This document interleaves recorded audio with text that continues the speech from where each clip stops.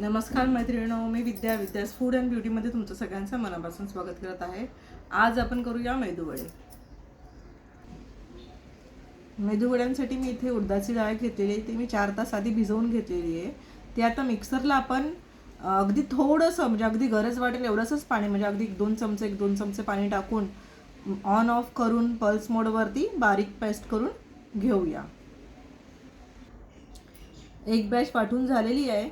ते आपण बघूया आपलं झालं आहे की नाही. त्याच्यासाठी काय करायचं, एका बाउलमध्ये असं पाणी घेऊन त्याच्यामध्ये थोडंसं पीठ घालून बघायचं. हे पीठ या प्रकारे तरंगलं म्हणजे आपलं उडदाची डाळ बरोबर वाटून झालेली आहे. हे आता मेदूवड्यासाठी रेडी आहे ही डाळ. आपलं इथे उडदाचं पीठ, उडदाची डाळ दळून झालेली आहे आणि ह्याच्यामध्ये आपण जिरं आणि मीठ घालून घेऊया.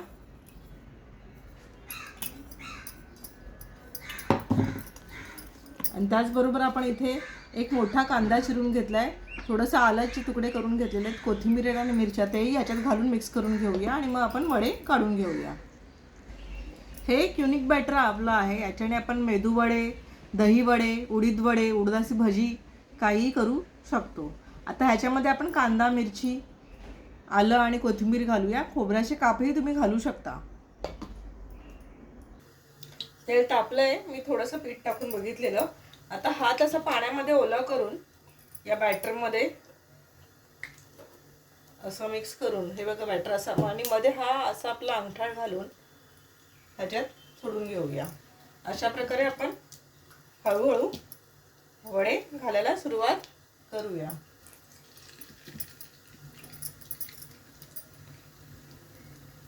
याच्यामध्ये जे आपण कांदा, मिरची, आलं, कोथिंबीर घातलं, हे असं फ्राय झाल्यानंतर मध्ये मध्ये खायला दाताखाली आलं की खूप छान वाटतं.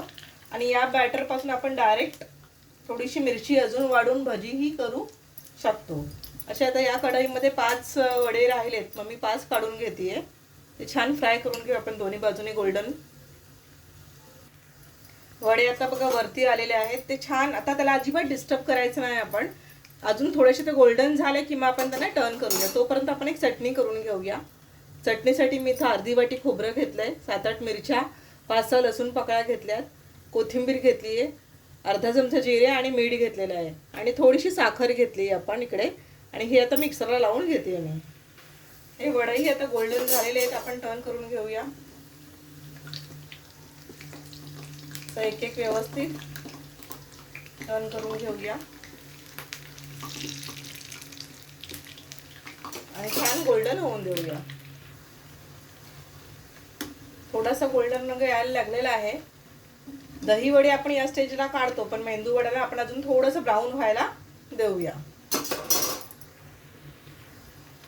मेंदू वडे आपले गोल्डन फ्राय झालेले आहेत, आपण आता काढूया. याच्यापेक्षा जास्त ब्राऊन होऊन नाही द्यायचे, कारण काढल्यानंतर सुद्धा एक 5 मिनिटं ते कुकिंग प्रोसेस चालूच राहते गरम असेपर्यंत. तर आता आपण काढून घेऊया. गॅस थोडं बारीक करून घेते आणि हे वडे काढून घेते.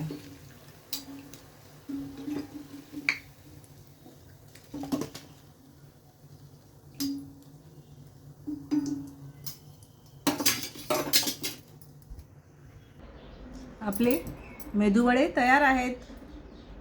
नक्की करून बघा, आवडेल तुम्हाला. आवडल्यास लाईक करा, शेअर करा, सबस्क्राईब करा. अगदी कुरकुरीत झालेत. मी तुम्हाला इथं आवाज घेऊन दाखवते बघा.